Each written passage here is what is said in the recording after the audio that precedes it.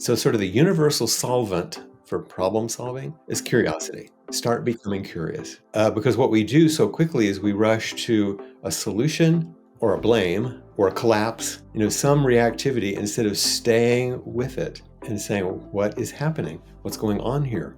Being really, really curious and going deeper and deeper and deeper into it so you can find out. Maybe you'll find the little place where you can begin to pull a thread or touch someone or do something that will make a difference. But you can't do that if you quickly try to extinguish the discomfort that you're feeling. You have to learn to tolerate that. And that requires a larger container of self. Hello, and welcome to the Conspiracy of Goodness podcast, where you'll hear conversations that generate one aha moment after another for you. There is an enormous wave of goodness and progress well underway in the world that almost no one knows enough about yet. And the guests on this podcast will give you inspiration, joy, and fresh ideas about how to continue that key role in society, because we're all counting on you in these times. You are absolutely right to hold out hope for humanity. It is still an amazing world out there. And we're going to get started on that right now with someone who will disarm almost any fears that you have. He is a beautiful soul in the world. Welcome, Flint Sparks. Thank you, Linda. It's so good to be here with you. Well, I'll just give a little bit about your bio because I feel so lucky to have you here with us. And I know the people that are regular listeners will understand almost immediately why we've invited you. Flint has nearly 4 decades of experience as practice and a teaching psychotherapist. And he is also a Zen teacher dedicated to assisting people in this unending path that we're all on to grow up and wake up. He leads retreats all over North America and Europe, and he is a clear and caring resource for thousands of people on a kind of a path to freedom from struggle. This is the essence of what I understand about Flint's work. And he even has a tagline that I love more than ever. His tagline is softening barriers to love. And we are all over that on the Goodness Exchange and the Conspiracy of Goodness. We have got to stop struggling with this impulse to follow our fears or make decisions out of love. It comes down to a choice between fear and love, doesn't it, Flint? It does feel like that at times, doesn't it? There's a natural, interestingly evolutionary way that we're built to sort of look at what may be off a little bit or what's wrong to predict so that we can protect ourselves. It's an evolutionary thing. And so in some ways, there's the capacity for joy and to see the optimism. We're going a little bit against biology, but totally in the direction of spirit and goodness that infuses that life with the kind of nourishment that we can share with each other if we take down these kind of barriers that you're talking about. That's something I often talk to people about because, my gig in public speaking is talking to people about how the internet should be this amazing force in our lives. Mm-hmm. It should have connected us to each other and information just like that. And it's turned into something else, which we can have a whole nother conversation on. But I mentioned that in that, our worldview these days, I find myself saying to people, we should worry at least as much about our worldview as we do about our abs. Yes, please. That's right, because our perspective, the narration that we live by and listen to all the time inside is directing us as much as what you might think of as information or reality, whatever that is on the outside. People make this big deal about virtual reality. Well, that's what we're doing all the time. If we stay just with our own beliefs, our own thoughts, our own feelings, those are to be attended to. But if we put all of our trust just in those and don't step forward into something larger, then we miss out on what you're talking about, which is kind of this conspiracy of goodness, that there is an amazing world out there full of, the joys and the sorrows, but you can be free within all of that. You don't have to be free from it. This is such a great point.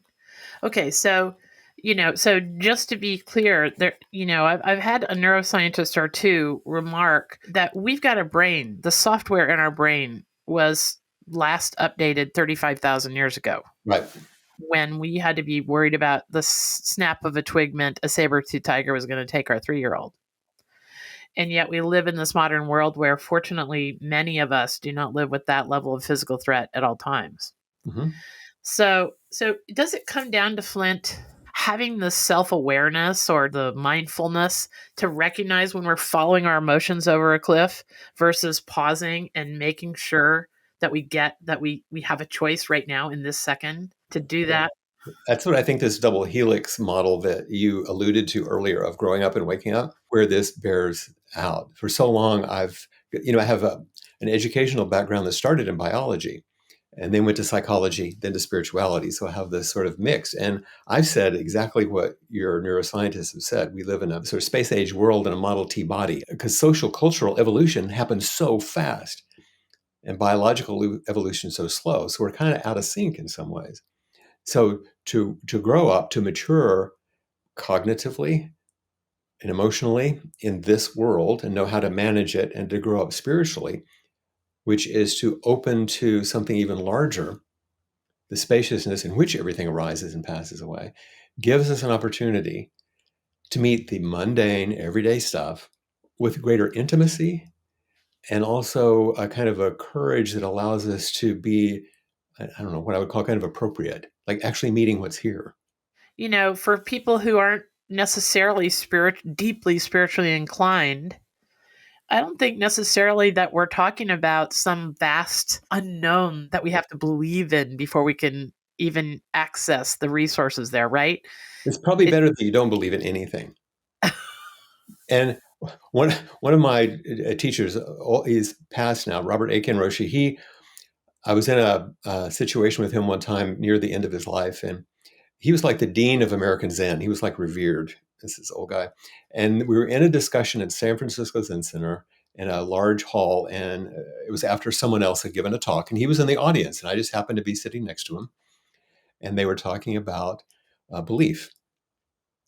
And everybody was going back and they're having their spirited discussion. And finally, his skinny old arm came up, and they said, "Oh, Roshi," which is a honorific title.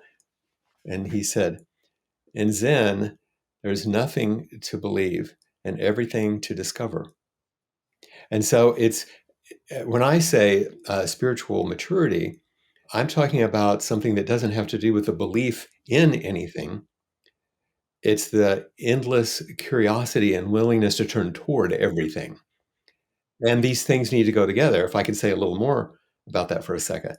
Being a psychotherapist for all those years that you mentioned, I've seen people, do amazing things to make changes in their lives, have more awareness, let go of old habits or behaviors, and really mature in that way. But there's a little edge that you can get lost on, which is you end up in constant self reflection and self identification. And without another way to step beyond that, you just get lost in, sort of crudely said, kind of endless self help and self reflection. Now, I've also spent years in monasteries and temples where I'm training in traditional, for me, Buddhism, but it's really traditional ways. And I've seen people understand, read, teach, practice Buddhism, for example, since that's my area, really, really well, and be very awake in many, many ways. And when they sit in meditation and old trauma and old stuff arises, they don't know what to do with it. And just to sit more doesn't help. But if you put these two things together, the ability to have deep psychological insight growing up, and you have deep insight into the nature of each moment and what it means to be alive, those things move together towards a full kind of maturity. It's really towards maturity. We're maturing ourselves as human beings, which doesn't ever end. That's an ongoing path. I think what I hear you saying is there's kind of a letting go, not adding. I think most people think of, oh, I got to meditate more, or oh, I've got to take it up, or I can't be this, or I can't be that, and it feels like we're just having to add more thoughts to our processing. But I think what you're talking about seems like the opposite of that. Absolutely. You're doing a really good job of noting, because it's about, one of my students just sent me a poem yesterday morning, And the first line says, "It's risky business, this waking up. It's risky business." And he went on, but because mostly it's about losing and things dropping away. I don't mean harshly taken away, but you begin to see through the constructs, the identities, the holding backs, the ways we've contained ourselves for a number of reasons. And mostly it's about letting go. When I start a retreat, I always offer the first kind of meditation instruction the same way. It's a question. How simple are you willing to let this be? I just got goosebumps on my You arms. know, otherwise, we're trying to manipulate ourselves into something. And then, if I ring the bell and say, okay, now we're going to have a half an hour of manipulation instead of meditation, it's not about manipulating ourselves. True meditation is when we can let go of all the ways we're trying to control and manipulate ourselves in any way whatsoever. And what we rest in after we meet all the things inside that don't feel like peace and ease, we're going to find a space in which is all held, which isn't weird, it isn't mystical, doesn't rely on anything esoteric. It's just the foundation of our basic consciousness and our basic awareness, which is full of goodness. When we had our pre-call, you told me about this great quote by Coco Chanel. How does that run into That's this? right. I forgot about that. Yes. One of the great spiritual masters. She said, "Elegance is refusal. It's about what you leave off that reveals the elegance to know what's there." And curiously, an old Tibetan teacher said to me one time this statement. He said, "The ground of being is unconditioned good." So if you think about what your projects are about, like we sort through and rest finally in the ground of our being, it's a goodness that is beyond outside of conditions. That doesn't mean good mean all pleasure, all your preference. It means unconditioned good in the midst of the joys of the greatest moments of your life and the last moments as you pass away too. It's all there. Now, by unconditioned, that reminds me of this notion. My dad has passed away, but he always had this kind of "I'll be happy when." Mhm. And is that what we mean by unconditioned? Well, actually, it's sort of. I don't know what his meaning was, but it sounds like it's actually based on condition. Like once all these conditions are satisfied, I will be happy. And so that's a future look. Another way is once I've worked out all these things from my past, I'll be happy. That's looking backwards. The other one's looking forward. The one looking here, once I don't have to deal with all this, I'll be happy. So it's outside of conditions, including time. Yeah. And in our day-to-day lives, our moments when, I I've been known to let my gas cage get to 2 miles or something, Oh yeah. or I'm aggravated with something that I thought I made really, really clear to one of my kids and who still lives with me, and it doesn't, like in the moment. Are there ways to anchor ourselves in this presence of mind? Yeah, and it's interesting that, of course, I get this kind of question all the time. It's how to, and what's the technique? And there are things to do, but before that, the foundation that you lay is through some sort of steady practice, whether that's yoga or tai chi or qigong, or whether it's this kind of meditation or that kind of meditation, working on yourself psychologically, whatever it is.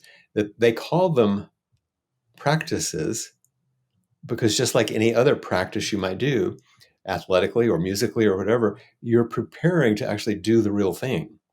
In this case, your life. And then you can rely on it when things get tough because you have practiced well.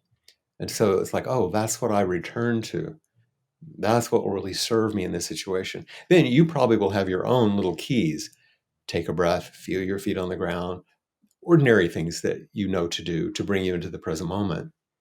But all those things are just platitudes and like little helpful household hints unless they're grounded in reality.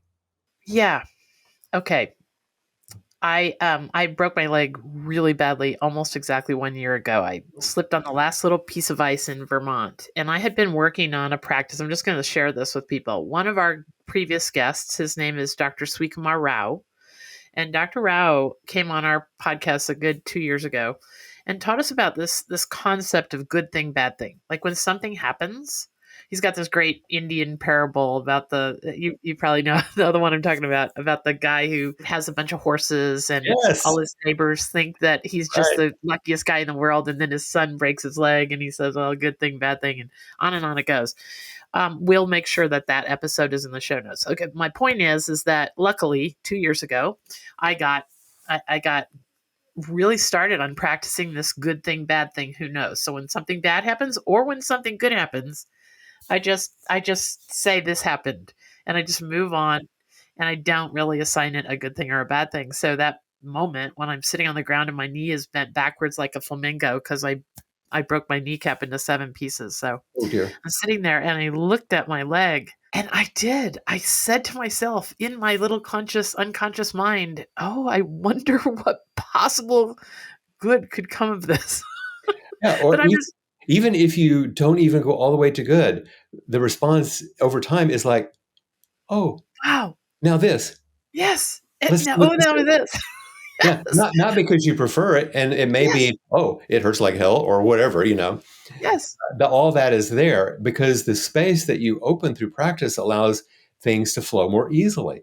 I Yeah, asked, yes, I really think this practice, okay, this practice thing is that daily sort of really getting into a rhythm on something that disciplines our reactions yes.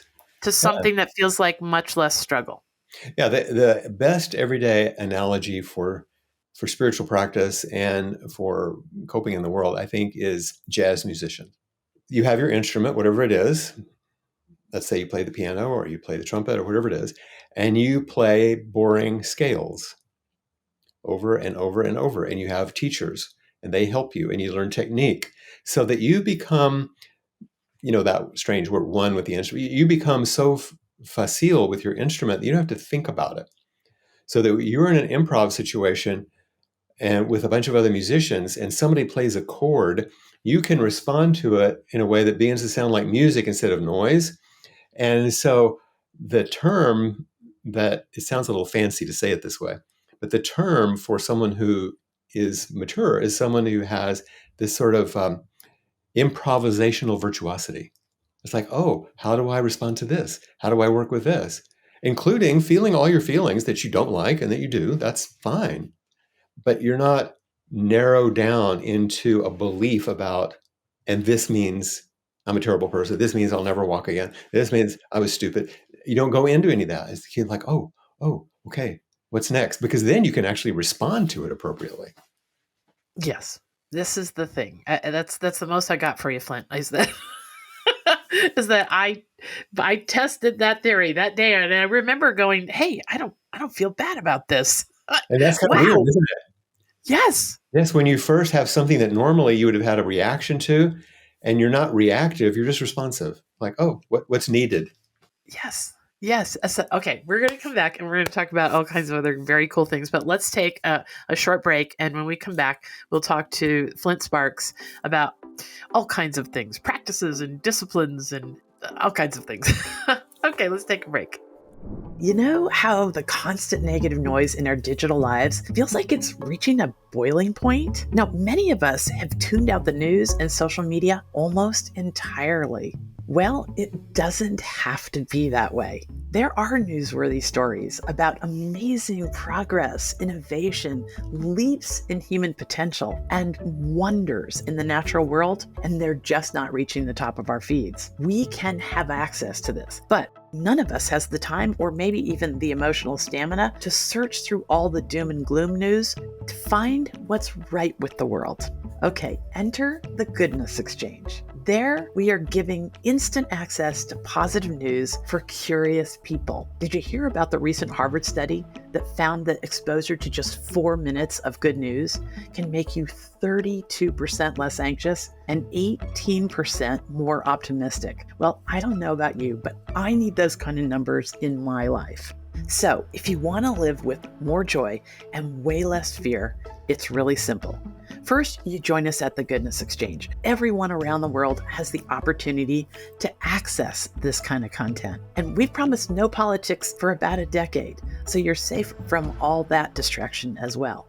Second, you allow this new, more positive, balanced worldview to put a spring in your step again. It can change the way you react to your kids, your coworkers, everybody you come in contact with. And the stories we write about can make you the idea person in your circles. These challenging times call for us to wake up and take control of our perspective. The people who use the Goodness Exchange have the ability to react to the harshness of the world much different because they know way more about what's right with the world. And that's a resource. So subscribe to the Goodness Exchange, our YouTube channel and the podcast, and use this content to live a more expansive worldview. It is still an amazing world out there, and you can be a part of it. Welcome to the Conspiracy of Goodness.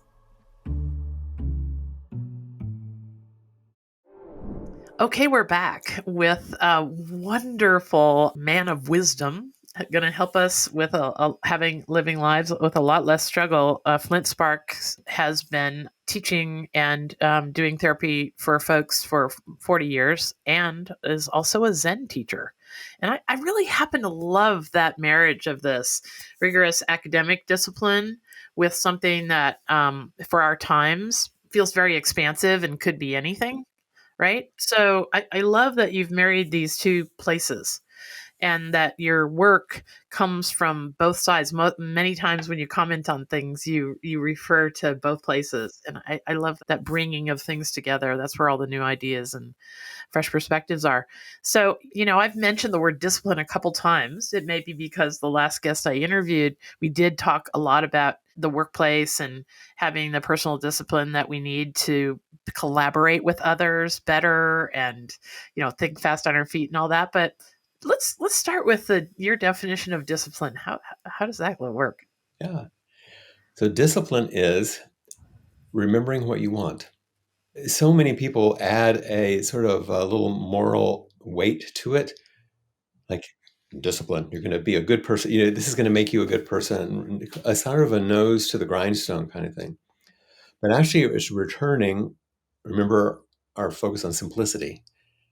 Like, what is it that's most important to you? What is it that you're actually called to?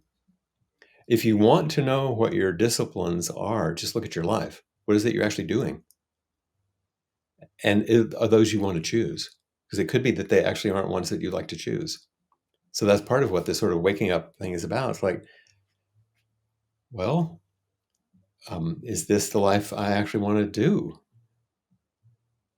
And is this the way I want to respond? And if not, then okay, well, what would what would I need to do to have some fidelity to this discipline of being however I'd like to, live my life? I think in business terms, this guest was talking to me about how we use diversity around the boardroom table to really fantastically expand what's possible. Mm-hmm. And I think what I remember of that conversation was it goes back to exactly what you said. If remembering what you want is a better outcome for our company and our people and our customers, then starting some crazy fight in the boardroom or demanding allegiance to your way or whatever, or getting all hot under the collar when things don't go the way you want, none of that is aligned with what you actually want. Right. If you're doing those things, then you're demonstrating what you want. You want power. You want to be right. You want. It's really simple. It's if that's what you're doing, that seems to be what you want. It's like when I counsel couples. Sometimes I'll say they're fighting, and I say, "Do you want to be right, or do you want to solve the problem?" If you want to be right, you don't need me. It's kind of labor intensive and expensive to just prove whatever your point is to me. That's not important. But if you want to solve the problem and restore the intimacy in your relationship, that'll take some work. that is a precious insight. Mhm. Yeah. Okay, so let's talk about mystery. Ah, This is a topic that, in these times when everything set there, uncertainty seems all around us, and when we want to have way more control than we seem to have. I I and we want it I look quickly. at, yeah. How do we have the capacity to tolerate mystery? Well, generating the capacity, once again, we're back to practices that allow us, because it's it's a far-reaching practice of patience and constancy in a certain way. Because mystery is the capacity to open to, to the unknown, and to not demand, and I say demand, an answer to everything. I went to my teacher once with a question I was really having trouble with, and he said, "That is such a good question. I'd be ashamed to answer it." And it's like, oh, okay, to stay with it. It's like Rilke's, living the questions. You have to go deeper and deeper. I heard Mary Oliver being interviewed once, and she said, "Respect the mystery. Always want the mystery. Don't want answers." She's saying a little bit like Aiken Roshi was saying, it's not about belief, it's about discovery, open to the spaciousness of things, so that you can learn from life instead of trying to make it your way, which is kind of like a self-centered dream that we get lost in. And I think that folks, that we have this urge for a sense of belonging with others Yes. that can be cultivated if there's sort of like a social contract in a group of people Hmm. to just be okay with the mystery. Sure. Yeah. And that's something that is challenging to a lot of people. A Tibetan teacher, Trungpa Rinpoche, who's quite well known, he said the spiritual path is walking between hope and despair straight into the face of uncertainty, which in a body feels like vulnerability, which you mentioned. And most of us want, instead of walking between them, we want to turn despair into hope. We don't want to hang out in despair, of course, but the kind of hope that most people cling to isn't actually resilient. It's a kind of a wish making.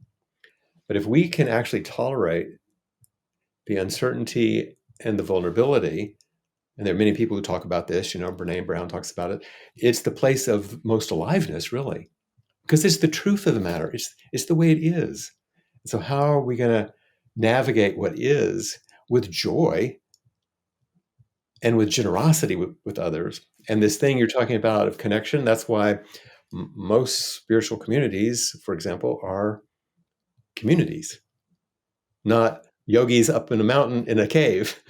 So give me a real life example of this so that because I think this is really important to be able to tolerate the mystery. So like something goes wrong with our 14-year-old or we've got a coworker at work that's just making us, I don't know. Give me can you give me a example of. Yeah. It's what we started with already about noticing. You have to notice. And then it's like, oh, this has gotten my attention. So, sort of the universal solvent for problem solving is curiosity. Start becoming curious. Because what we do so quickly is we rush to a solution or a blame or a collapse, some reactivity, instead of staying with it and saying, well, what is happening? What's going on here? Being really, really curious and going deeper and deeper and deeper into it, so you can find out, maybe you'll find the little place where you can begin to pull a thread or touch someone or do something that will make a difference. But you can't do that if you quickly try to extinguish the discomfort that you're feeling. You have to learn to tolerate that. And that requires a larger container of self. And that's part of what the growing up and that's what maturity uh, makes possible. Another wonderful thing that's sort of sideways to this that I want you to comment on is this concept of responsiveness versus perfection. Oh, Lord.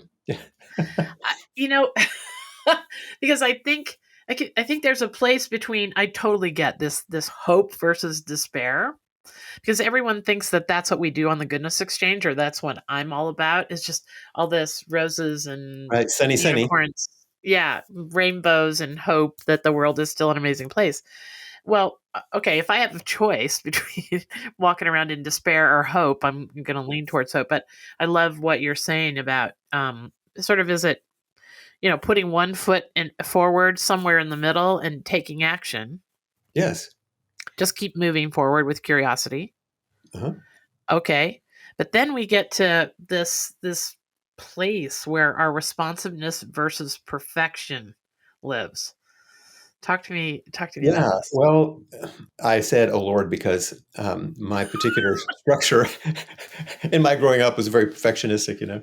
That's how you get 3 graduate degrees and get ordained as a priest and do all these things. So, anyway, but I'll give you an example, a real life example. When I was training at San Francisco Zen Center, one of the things you do in traditional long retreats is the meals that you eat are called oryoki, and they're based on like the tea ceremony. So you're eating sitting at your meditation place, and you have these 3 bowls in front of you. It's a very formal kind of eating, but you don't have to move. It's in silence, and people come around and they serve you, and you clean up your bowls right there. It's very beautiful. It's an interesting practice.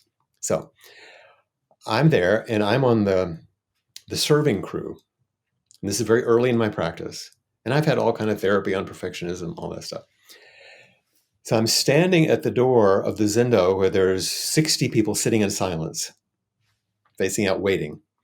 And I have this tray, and they're tiny little bowls and little bitty spoons, and it's a gamasho, that sort of sesame seed and salt combination, because people are going to put it on their oatmeal. And the whole bunch of these bowls, and I'm going to walk around and I'm going to give one of those bowls to every third person, and they're going to share them. So that's my job. I'm standing there waiting for the person to tell me to step into, and I'm going to have to go to the abbot first to start. And I notice all the spoons are jumping around because I'm shaking. And I'm telling you this a little bit elaborated story, but because at that moment I noticed them, and it became crystal clear to me at that moment, this is not perfectible. In just a moment, someone's going to tap you on the shoulder, and your job is to take a step and then another one and walk and offer something. Not to do it perfectly, but to do it wholeheartedly and deal with whatever happens. And just a slight side note, I was training in Japan, and we were in the same ceremony.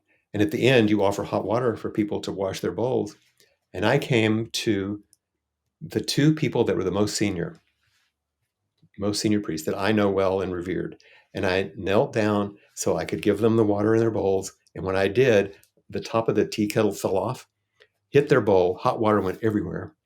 And the old teacher leaned forward, and I leaned forward, and our faces were like this close. And he said, "It's only water." It's like, it's only water. And so my job was to clean up and with dignity continue. And this is what's required in our everyday life. So that was training. And that did more to loosen my perfectionism, those kinds of things, than all the therapy I'd done, which helped, of course, that was necessary, so that these things could fall into place. Just be wholehearted. Just continue with some upright dignity. You're going to make mistakes, and your okayness isn't on the line. That is huge, Flint. It is, and it's been really important. It's not that it's solid, because nothing is, but it's different, and it's more spacious, and I'm easier on myself as a result. Wow, think of all the moments of stress in our lives where in that moment we think this is the only opportunity we've got to get the conversation right with our 17-year-old, or this is the only Mhm. opportunity we have to, do a slam dunk on this part of the job interview, or this is the only moment we've got to walk across that stage and receive that whatever, Or make the um, best podcast. or make the best podcast. Oh, I've been forced to use that strategy all along. And Seth Godin is one of the people who's taught me that. He just goes on and on about just create. Just do your best. That's Yeah, all you be can do. yourself. One foot in front of the other. It's not going to be perfect. The next guy's attempt is not going to be perfect either. Yeah. And maybe you get to mastery in life of 1 or 2 or 4 little things, but none of us get to mastery on many. And in the process, it's a pretty good walk. It's a pretty good walk. Hmm. I think this is very, very lovely. I Okay. could find somebody asked my partner and I, we've been together 43 years, and somebody said the other day, like, what's your secret? And before we looked at each other, both of us said the same thing at the same time: gratitude. So that's not just about us. I mean, that's just an orient, but like you said, appreciating our life with all of its flaws and all of its difficulties. So, how do we hold that? I feel like even in your presence in this podcast, and I hope people listening can feel this, that I have a sense of urgency in life. I had a childhood trauma that left me always feeling like time's a wasting, things can change in an instant. So I kind of race through life trying to do as much good as I possibly can. And if I get hit by a bus tomorrow, I'll be like, woohoo, whatever's next. And I know so many people who are doing good in the world who have that attitude. They volunteer for this and they help with that and they say yes to every request. And I think most good people, many people who will be listening to something called the Conspiracy of Goodness podcast, would have this sense that time's a wasting and we have some sense of urgency to do it all right and do it all fast. Talk to me about the story of the Apollo mission manager. Oh, yeah. Yeah. And I just thought, I say sometimes, if you want to get somewhere fast, go slow. Something we talked about before, where one of my students one time had worked on the original Apollo mission.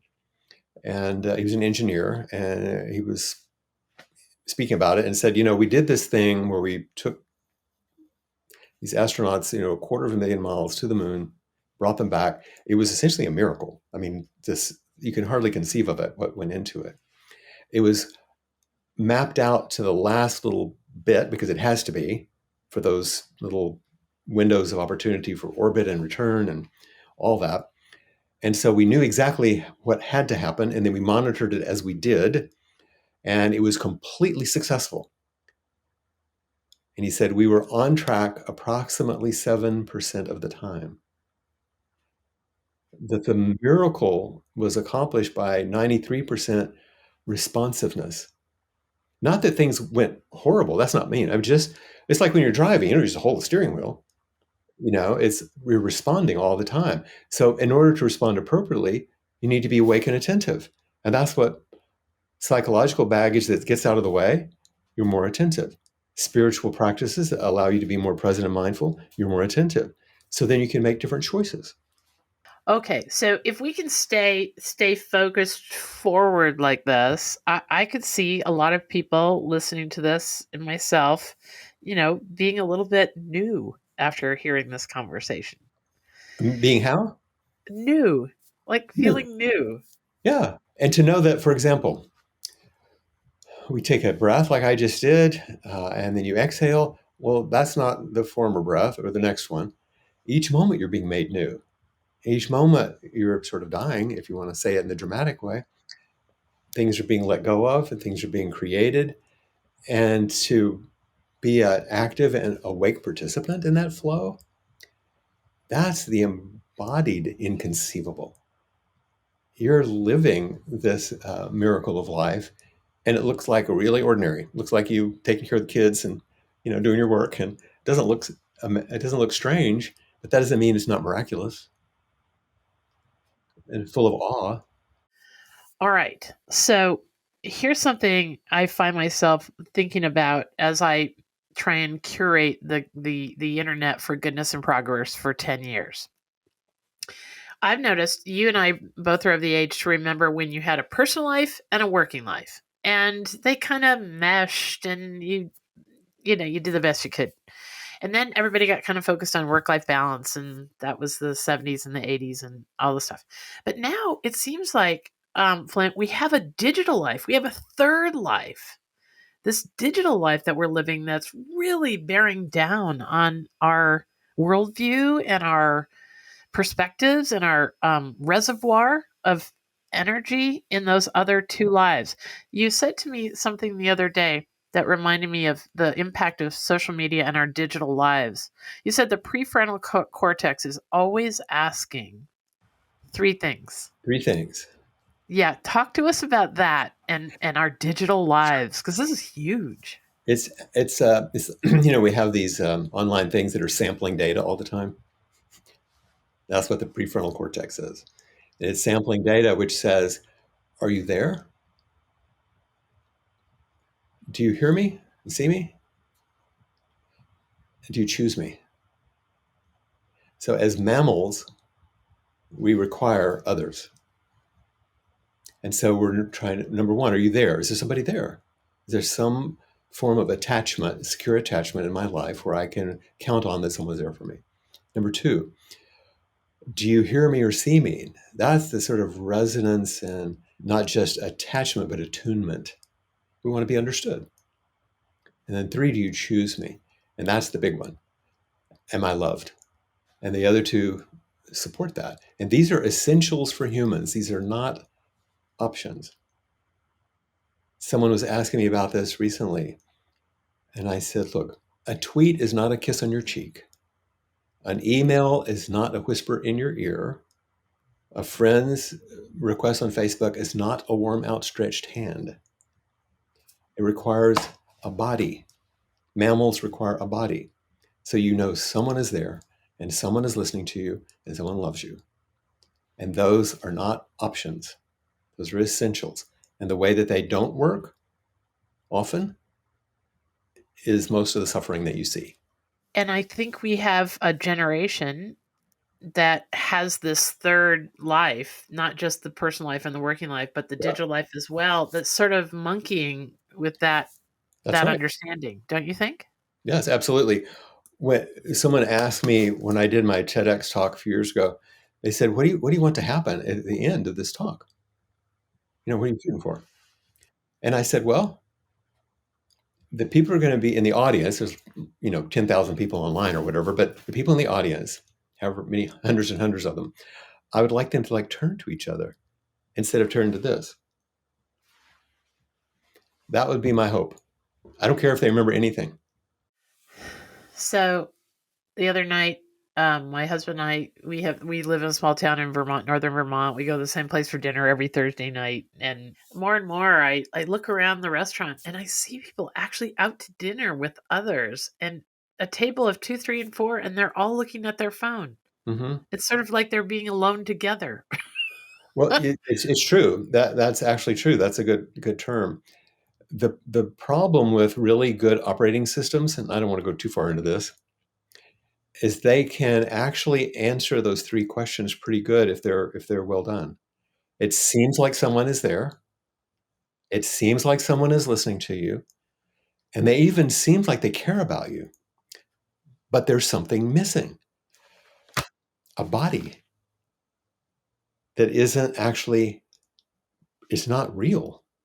It's not that it doesn't make a difference. It's not that there's not a reality to it, but it's not embodied, and people get used to that. I had a kid come to me for counseling at university in Austin, and he was really embarrassed and ashamed. It was hard for him to tell me what was wrong. And finally, I got him to say, what is it that you're most ashamed of? He said, I don't know how to have a conversation. He was ashamed. Yeah. I have to say that I have noticed that I work with a wonderful group of diverse ages and stuff, but the younger we get down the scale of age, the more uncomfortable they are with phone calls. Is that part of this? Oh, yeah. I was watching some Netflix show or something the other day, and one of the characters was irritated because her mother had called. She said, why can't she text like everyone else? Please don't call me and talk to me. Send me a text. But I think there's a on the positive side, I've heard more and more of the calls coming back up. People are Yeah. using some choices differently There's these so days. much of this can be wrapped up in such simplicity.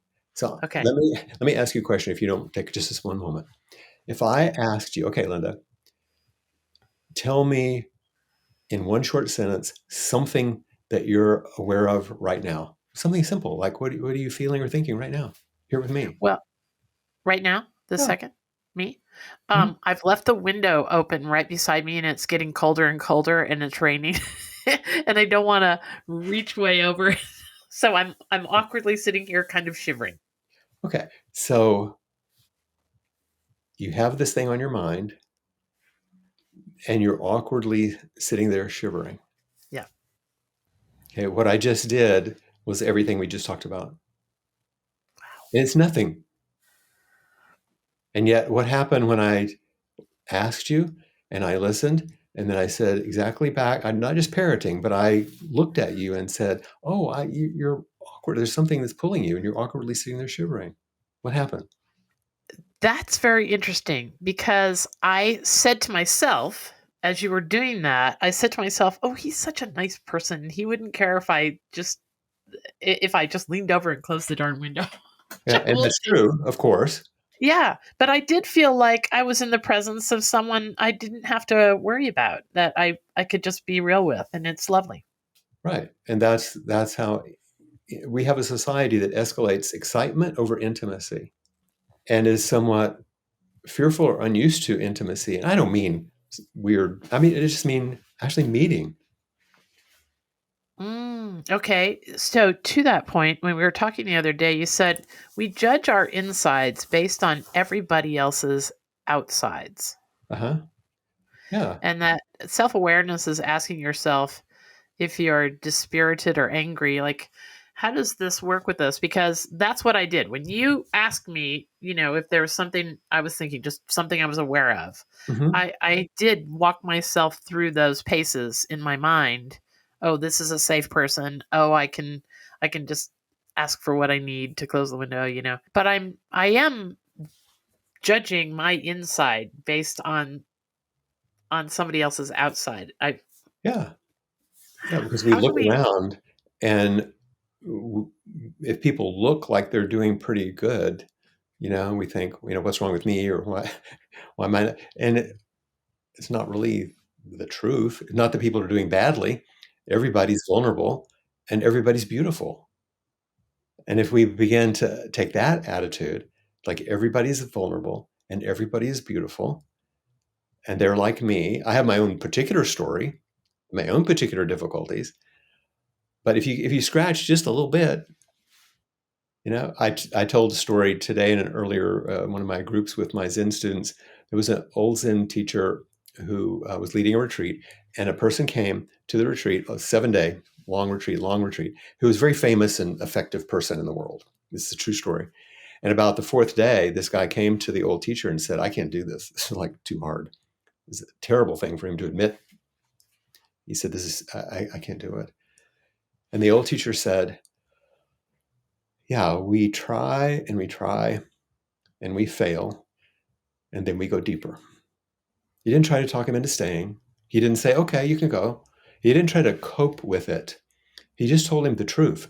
Yeah, we try and try all the time, and there are difficulties and struggles.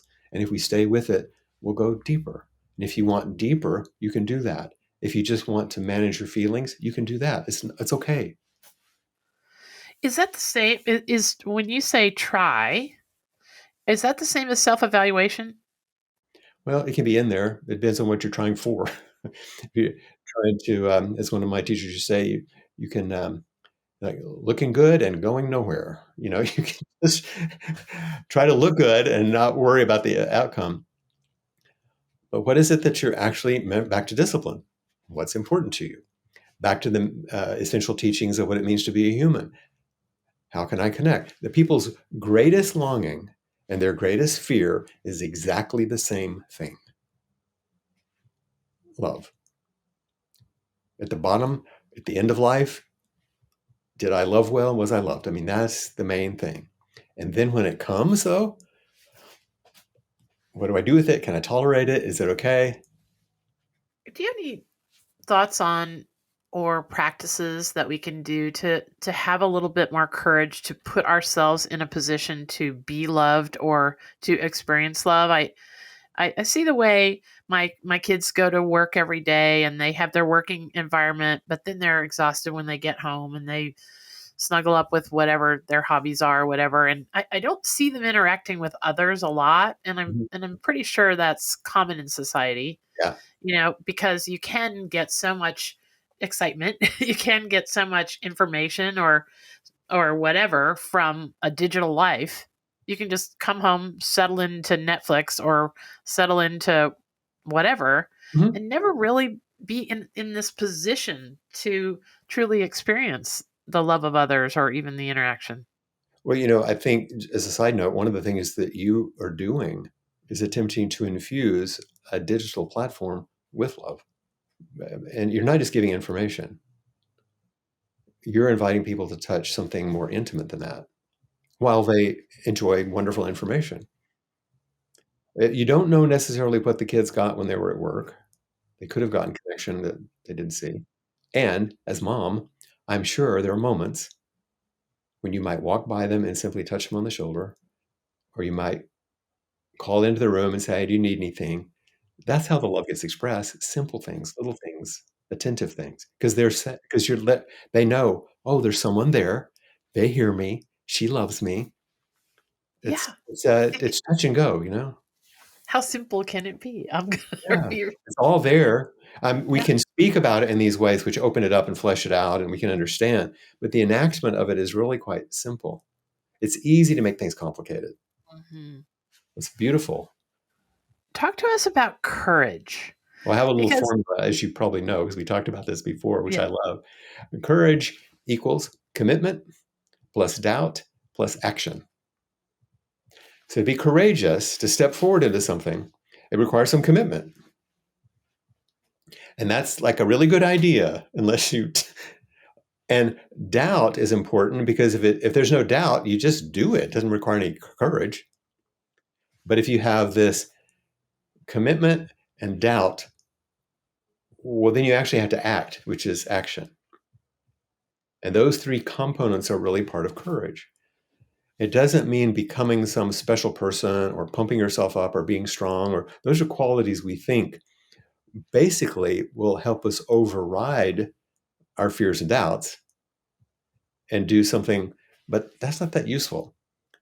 We discipline, remembering what we want, commitment, doubt, all our vulnerabilities, and then take an action. Step in with mindfulness and with wholeheartedness.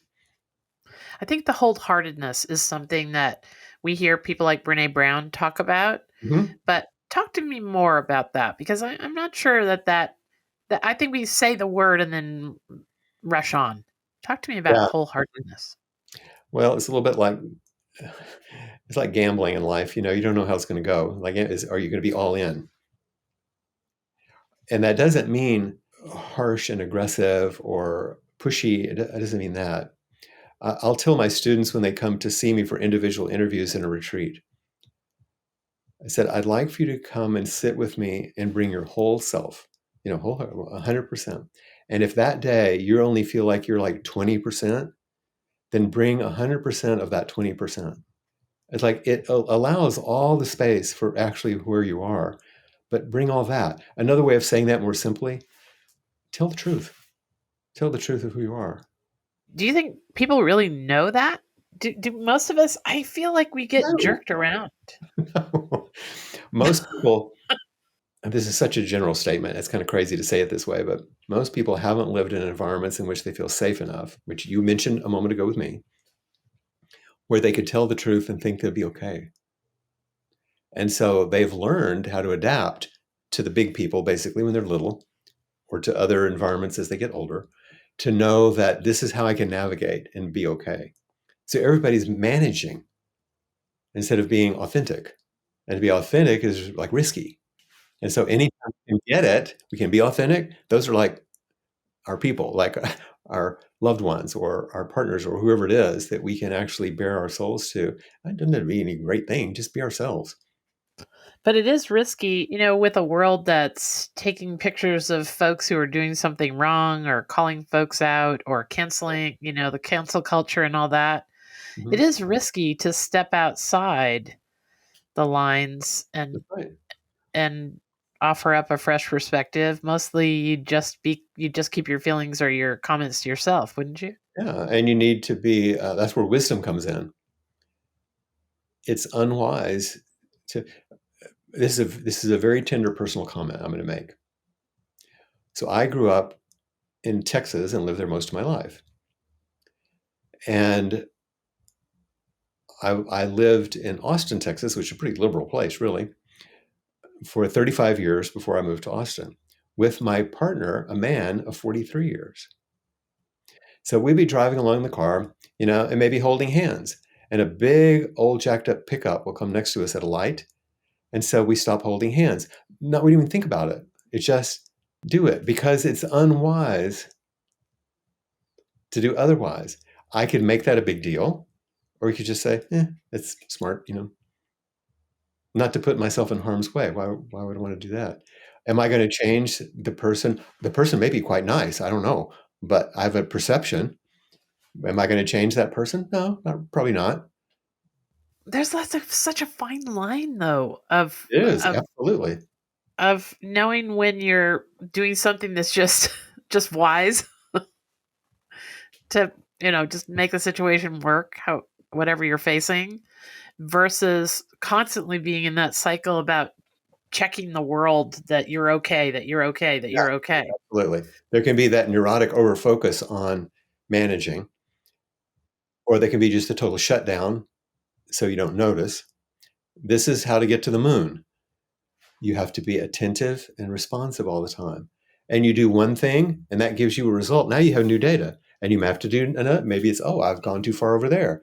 You have to say it's dynamic. That's why improvisational virtuosity is the description of what this actually looks like. Lovely, lovely. You know, you mentioned in our pre-call something I'd love for you to share with people. This Harvard study, the thousands of volunteers about the good life. Oh, yeah, yeah. There's a lot of good stuff that's come out in a brand new book about this. And it started out as called the Grant study because it was someone named Grant who wasn't a Grant, his name was that, who gave the money starting a long, long time ago at Harvard. And of course, in the beginning, it was just men because that's kind of the way research went at that time. But it's expanded, and it's the longest prospective study, not looking back, but following people in the world. And it's immense. And it's included families and grandkids, and now it's expanded. And so they have a massive amount of data on how people live their lives, what seems to be associated with a healthy and robust life, and what fares not so well, and from psychological perspectives, all those things. So massive amount of data. And when you filter all that out in your regression analysis, one factor pops up way above everything else in terms of what it means to live a kind of a good life, if you want to call it that. And it is relational connection, social connection. You have good friends and people who love you, and that answers those three questions all the time. Because that's foundational for us as mammals. We forget we're animals first. We're not digital chips. We require this. Here in Hawaii, you see these beautiful images of the whales the humpbacks that come between Molokai and Lanai and Maui, where I live. They don't just swim everywhere; they swim right next to each other. Yeah, that is who we are. We've touched on the subject of curiosity a couple times during this interview, but you make a beautiful statement, and I'd love to. We need to wrap up, but I'd love for you to talk a little bit about this. You make this beautiful statement that curiosity is the universal solvent. Oh yeah, I was saying that earlier Oh, because we take so many approaches to things, try to nail them down, try to push them away. There's a lot of strategies. There are parts of us that are trying to protect us, or they're trying to manage things. But instead, if we can just kind of stay still a little bit and just stay curious, which means open and willing and attentive, then we can get new data because that's what helps us adjust. Remember, if we're not open and attentive and awake, we're not going to have good data to use to adjust. And so curiosity is, I say it's a universal solvent because it helps when you're happy, it helps when you're not happy, it helps during aggression, it helps during collapse. It's like, stay curious. What's happening? What's here now? What do I need to do now? That continual questioning. I've noticed too. I grew up in the Midwest, and I live in Vermont now for 30 years. But the Midwest is very conservative, and when I go back there, I'm a Vermonter equivalent of Bernie Sanders and all the liberal things in the world. So I get accused of that a lot, like harshly. It's very strange. And, I'm about as politically middle of the road as you can possibly be. But I get the accusations or the funny angles that convert. Well, you probably blah blah blah kind of things. And you know what I've noticed? I've noticed that when I get curious about that opinion or those that folk who's saying those things to me, and I really deeply mean it, I just keep asking question after question after question about their opinions or tell me more or I'm sure you can improve my way of thinking about that.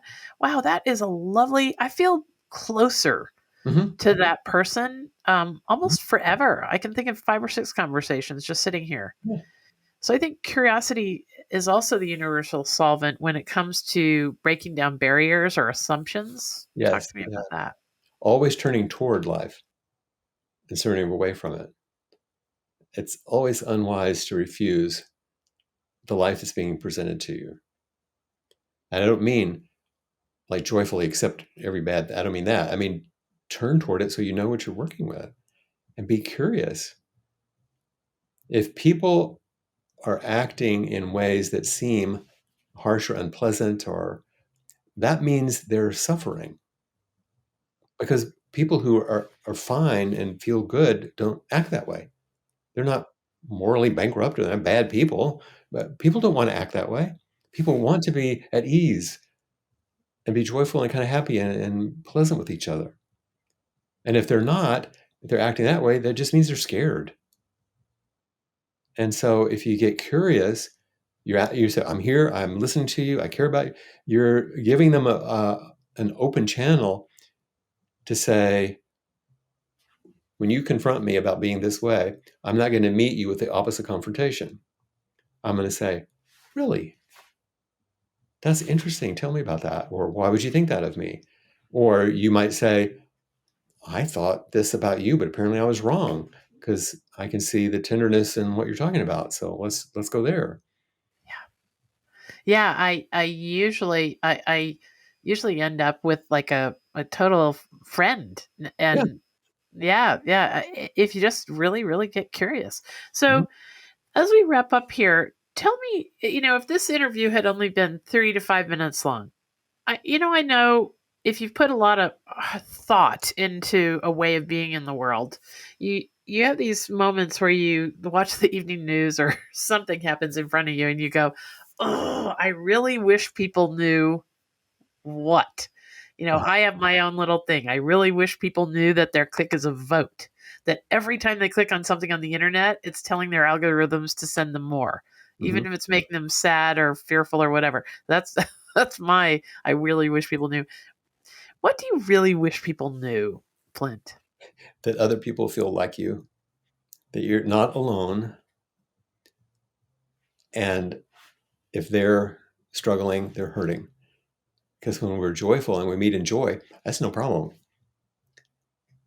That other people feel like you. And to get there, what do we have to start optimizing for? Like, we've optimized for a lot of things in this world that arguably got us the technology and the Right. comforts of life. But to get there with what you just said, what do we have to start optimizing for? Well, we're optimizing for performance instead of intimacy or connection. If you are connected, if you have a robust social fabric in your life, you'll perform quite well because you have so much nourishment. It's the nourishment that we miss. We don't realize we're missing when we're just online all the time or just doing these things alone. We forget that we need to be nourished by regular contact. And if we're nourished and we're full, then we've got the juice, we've got the stuff to do. What optimizations? That's just a game. That's just fun. Okay, great. Nothing wrong with that. But if we do it at the expense of real connection and think it's the real thing, then that's a delusion. That's also it's also what elders are for, to remind us. And there's also that this is a whole nother podcast, but the whole that disconnection between youth and elders. That is a whole other podcast. And we do have a wonderful episode that will be up by the time this one is with a Okay. guy. called Carl Honore, Honore. We'll put that also in the show notes. He has got a beautiful TED talk about ageism Oh, and good. the remarkable potential in embracing all the generations. Yeah. Great, great, great stuff. Well, I got to tell you, Flint, I know people want to connect with more from you. There's some wonderful recorded other conversations with Flint that we'll also put in the show notes at the Goodness Exchange. Now on Spotify or wherever you listen to podcasts, you're not going to get the full value of this. We're going to build an article around this interview, so there'll be all kinds of more of Flint Sparks there and his ideas. But right for now, where can people see or connect more with you? Well, my website is the usual stopping place for most people, which is my funny name, flintsparks.org. You can find that there. And then there are links to the various places where I teach, which come through there. And so you can follow the digital trail to these things. But that's probably a good place to land.